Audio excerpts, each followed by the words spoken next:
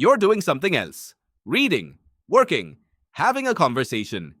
And your hand reaches for your phone anyway. No notification went off. Nothing happened. You just checked. You probably don't even remember deciding to do it. And that's the real mystery here. This isn't really about willpower.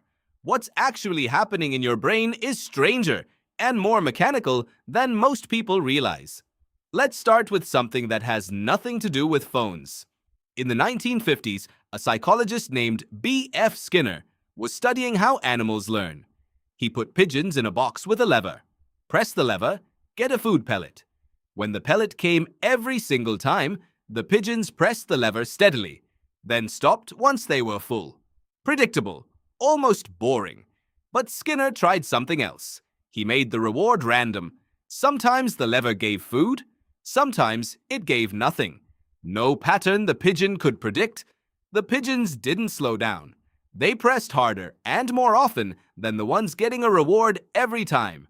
Researchers call this variable ratio reinforcement, and it produces some of the most persistent, hardest-to-break behavior ever documented in a lab. Here's the part that should feel uncomfortable. Your phone runs on the exact same principle. Every time you unlock it, you're pulling the lever. Sometimes there's a message, sometimes a like, sometimes nothing at all. You can't predict which one it'll be. And according to Skinner's research, that unpredictability isn't a flaw in the design. It's the single most effective way to make a behavior compulsive.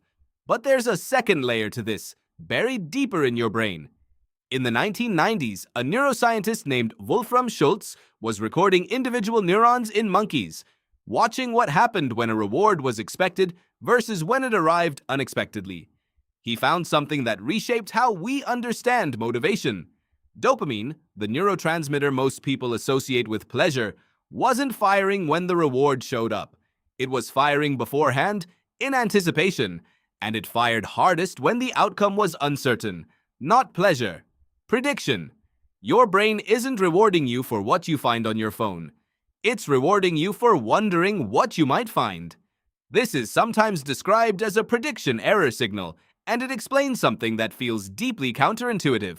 The anticipation of checking your phone can activate more dopamine activity than actually finding something good there, which means the moment right before you unlock your phone may be doing more to your brain than the notification itself.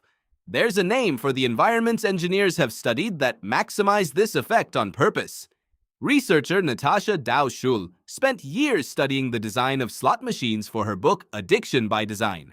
She found that machine designers weren't primarily trying to create big wins. They were trying to create what players in her research called the zone, a smooth, uninterrupted rhythm of play with no clear stopping point. The uncertainty wasn't a side effect. It was the engine. Several tech researchers and former industry insiders have pointed out striking similarities between that mechanism and the infinite scroll, the pull to refresh gesture, and the notification badge. None of these features tell you what you'll find before you check. That withheld information may be doing a lot of the work. To be clear, this doesn't mean every design choice on your phone was built with this specific intention, and researchers are still debating how much of this effect is deliberate engineering versus an accidental byproduct of what naturally keeps people engaged. But the underlying psychological mechanism, variable reward triggering anticipatory dopamine, is well documented regardless of intent. There's another layer that makes this harder to resist, and it has less to do with reward and more to do with anxiety. Psychologist Andrew Przybylski and colleagues studied a phenomenon they named FOMO, the fear of missing out, and found it was strongly linked to compulsive checking behavior, particularly among people who already reported lower satisfaction with their social connections. Checking your phone in this light isn't only about seeking a reward. For many people, it's also about relieving a low hum of anxiety, the sense that something important might be happening somewhere else, right now, without you. Some researchers have proposed a term for the intense discomfort people report when separated from their phone: nomophobia, short for no mobile phobia.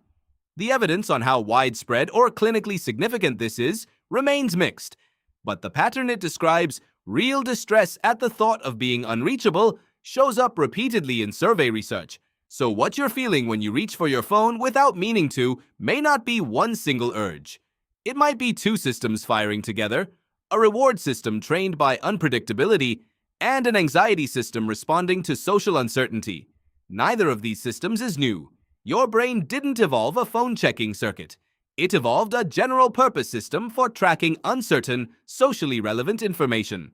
Because for most of human history, knowing what your group was doing mattered for survival. Your phone didn't invent that hunger. It just found an extremely efficient way to keep triggering it dozens or hundreds of times a day. This doesn't mean you're broken or weak-willed or uniquely bad at self-control. The behavior you're fighting was shaped by decades of research into exactly what makes actions hard to stop. Pigeons in Skinner's lab couldn't out-willpower a variable reward schedule either. What research does suggest can help isn't fighting the urge in the moment.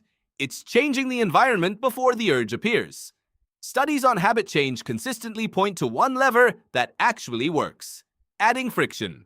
Turning off notifications, leaving your phone in another room, using grayscale mode. Anything that adds even a few seconds between the impulse and the action tends to reduce compulsive checking far more effectively than willpower alone. Because the urge isn't a character flaw. It's a very old prediction system meeting a very new machine that happens to speak its language fluently. So the next time your hand moves toward your phone for no clear reason, you're not weak. You're not undisciplined. You're a brain built to chase uncertain rewards, sitting in front of the most sophisticated uncertain reward machine humans have ever built. You're not checking your phone is checking you.